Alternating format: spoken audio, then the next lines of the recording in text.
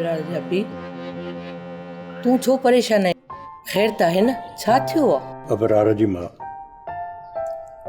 अबरार जी परेशानी मूंखे परेशान करे छॾियो आहे। इब्रार छो परेशान थियो आहे आबिद? ख़बर न आहे, अलाए छो कुमायल कुमायल थो लॻे। काफ़ी ॾींहं थिया आहिनि, इब्रार जे चेहरे ते ख़ुशीअ जे बजाए उदासीअ जा ककर पियो ॾिसां। पर छो आबिद? इब्रार खां पुछी त ॾिस त हू छो परेशान आहे। सुबुह पुछियो हुअमांसि, पर खिली ॻाल्हि नटाए वियो। चई त का ॻाल्हि न आहे। थी सघे थो का बि ॻाल्हि न हुजे आबिद। का ॻाल्हि ज़रूरु आहे कुलसूम। इब्रार सदाईं खिलंदो रहंदो आहे। काफ़ी ॾींहंनि खां मूं हुनजे चेहरे ते मुर्क ई न आहे ॾिठी। सॼे घर जो भार बि त इब्रार जे मथां आहे न, ऐं वरी मथां शादीअ जो ख़र्च बि अथसि। आबिद थी सघे थो इन ॻाल्हि जे करे परेशान हुजे। अस्सलाम वालेकुम। वालेकुम अस्सलाम। बाबा अम्मा कहिड़ियूं पिया ॻाल्हियूं करियो? तुंहिंजूं ॻाल्हियूं पिया कयूं पुट। मुंहिंजियूं ॻाल्हियूं? अम्मा ख़ैर त आहे? हा पुट, तुंहिंजी शादीअ जी ॻाल्हियूं पिया कयूं।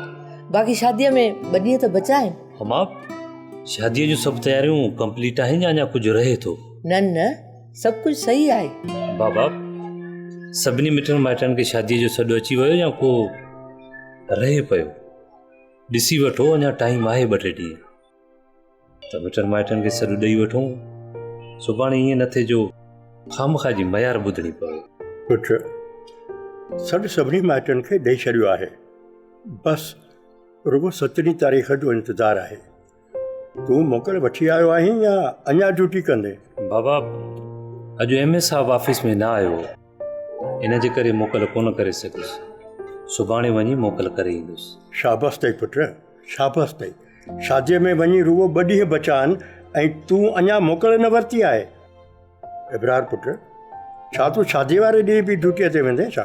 बाबा अम्मा ऐं तव्हां खां सवाइ मुंहिंजी ज़िंदगीअ में को बि अहम कोन्हे। तव्हां परेशान न थियो, अलाह कंदो सभु ठीकु थी वेंदो। मां सुभाणे मोकल करे ईंदुसि। पिणे मज़ाक थो करे पुट। इहा असांखे पक आहे त तुंहिंजी कुंवार लखनि में हिकु आहे।